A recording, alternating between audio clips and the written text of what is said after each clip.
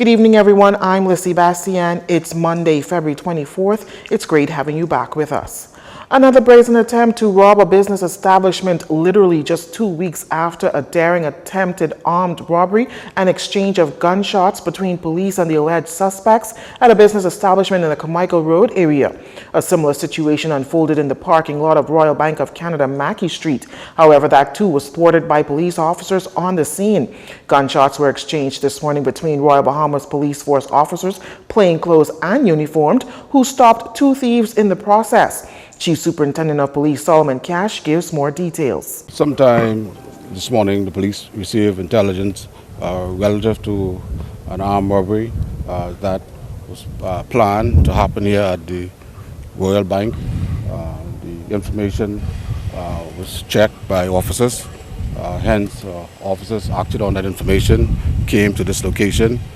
Based on the intelligence of the officers, they saw a vehicle fitting the profile as described in the information. The officers engaged that vehicle.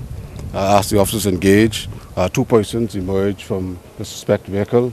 One armed man opened fire on the police. The police, being in fear of their life, opened fire on that suspected persons after alerting him that they were officers. While Superintendent Cash could not say how many shots were fired, Jcntvnews team observed some 45 cone markings where shell casings were collected. Superintendent Cash confirmed that one man was fatally wounded as a result of that exchange and the other suspect transported to hospital. Now, Superintendent Cash says there's evidence that this incident may have been a part of a ring, and while he says that two persons were involved on the scene, police intelligence suggests that there were several other persons involved in the incident. The chief superintendent says there remains concerns over the number of heists in the recent days. There is concerns from officers, but I can tell you we are relentless in what we do. We are currently investigating several of these matters. As a matter of fact, we can say to you that we have already identified several possible suspects who are on the run.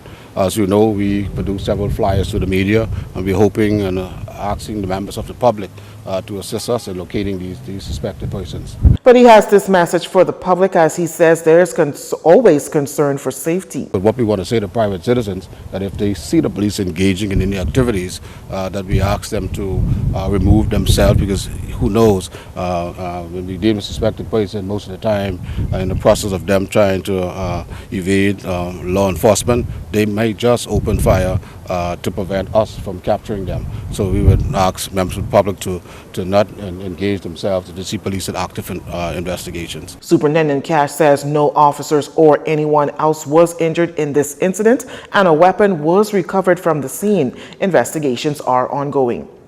In news from the courts, one of two men believed to be behind that robbery of Rolex on Paradise Island arraigned in Magistrates Court this afternoon, and several other alleged murderers were also arraigned.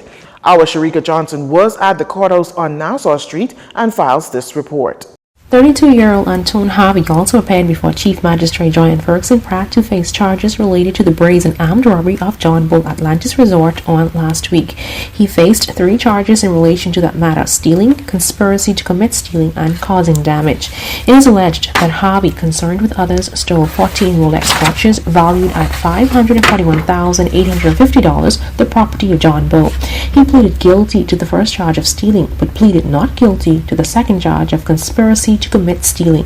However, Harvey quickly pleaded guilty to count 3, causing damage to 2 showcase glass that were smashed during the heist.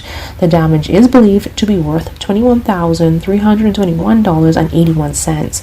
Harvey expressed to the court that he made an honest mistake and was under a lot of pressure because he was unable to pay his rent, has a pregnant girlfriend, and is unemployed. He added that although the police have not retrieved the stolen watches, he has assisted the police. Before his sentencing, Chief Magistrate Ferguson Pratt said she took in consideration that he has not wasted the court's time in admitting his guilt, but sharply rebuked Harvey, saying she does not know how he can travel the Paradise Island Bridge, then called it an honest mistake. She told him he has threatened the Bahamian tourism product by his unlawful actions in a premier resort. Magistrate Ferguson Pratt told Harvey that no one wants to come to a country where there is a threat of criminal activity. She then reminded him that everyone faces pressure and that the difficulties of life is never a justifiable reason for wrongdoing. Ferguson Pratt told him that she will send a clear message that crime does not pay. Thus, he was sentenced to a custodial sentence of 4.5 years for stealing and 3 years for causing damage. His sentences run concurrently. He returns to court on May 13, 2020 for a hearing into the matter related to count 2, conspiracy to commit stealing, in which he entered a not guilty plea. For JCNTV News, I'm Sharika Johnson. In news from Parliament, Prime Minister Dr. Hubert Minnis wrapping up debate on the midterm budget in the House of Assembly this morning. Dr. Minnis noting in his contribution that the government is implementing fiscal and economic policies to assist citizens of Abaco and Grand Bahama rebuild their communities and restore their lives post-Hurricane Dorian. Much of Dr. Minnis's contribution to the debate centered around what he called a tragic and calamitous event which has had an unparalleled impact on the country. Dr. Minnis says, as such, it requires unmatched and purposeful response by the government.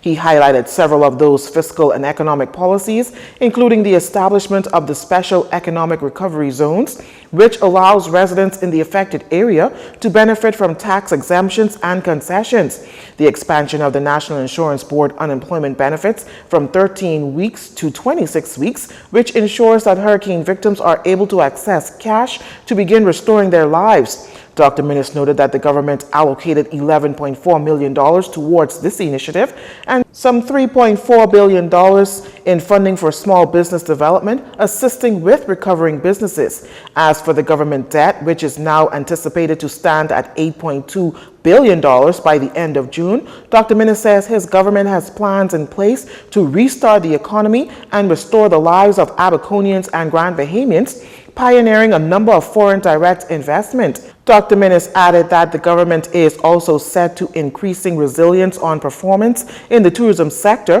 which has already had a vibrant year, breaking the 7 million mark in the number of visitors to the Bahamas. Dr. Minnis says the government has embarked on a number of initiatives to accelerate the tourism industry.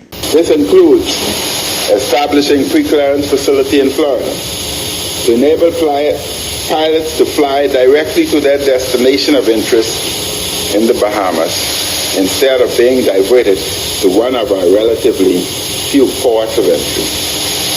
According to the operators of the 2 locations planned for these facilities, they expect a 15 to 25% increase in incremental traffic to the Bahamas.